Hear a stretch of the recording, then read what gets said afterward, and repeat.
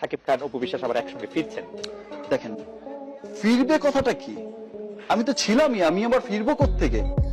আজকের breaking news, এবার বুবলিকে লাথি মারতে চাইলো ঢালিউড কুইন অপু বিশ্বাস তোমার লজ্জা করে না? তুমি জানো না এবং অপু অশিক্ষিত বলে কাঁদলো এবার যেন বুবলি।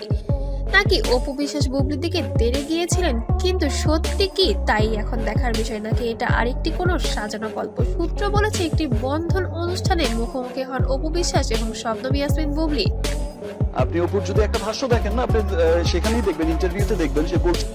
শুরুতে পরিবেশ ছিল স্বাভাবিক, হঠাৎ করে কোনো একটি কথাকে কেন্দ্র করে দুজনের মধ্যে তৈরি হয় তীব্র উত্তেজনা। এক পর্যায়ে চারপাশে থাকা মানুষজন লক্ষ্য করেন বুবলি হঠাৎ কেঁদে ফেলেন, আর তখনই সোশ্যাল মিডিয়ায় ছড়িয়ে পড়েছে গুজব অপু নাকি তাকে অপমান করেছেন, অশিক্ষিত বলেই নাকি কেঁদে ফেললেন বুবলি।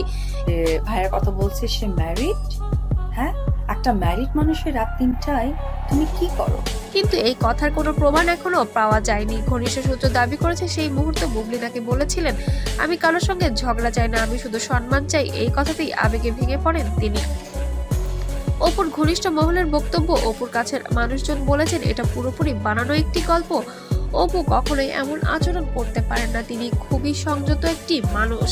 ঘটনার পর মুহূর্তেই ফেসবুক, ইউটিউব, টিকটকে যেন এই গুজবটি ছড়িয়ে পড়েছে আগুনের মতো। কেউ বিষয়টা ছিল কি, আমি এবার বলি, যেহেতু সুযোগ হয়ে বলেছে অপুর অপমান করা ঠিক হয়নি, আবার কেউ বা বলেছেন সবই ভিউ বাণিজ্য। মন্তব্য চলছে তুমুল যুদ্ধ।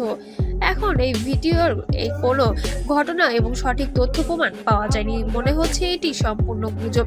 তবে কিছু টিভি মাধ্যমে যেন অপু বিশ্বাস অনেক কিছুই খোলাসা করেছেন, যে বুবলি নাকি তাদের বিয়ে সম্পর্কে কিছুই জানতেন না, এটুকু শুধু নাটক নাকি।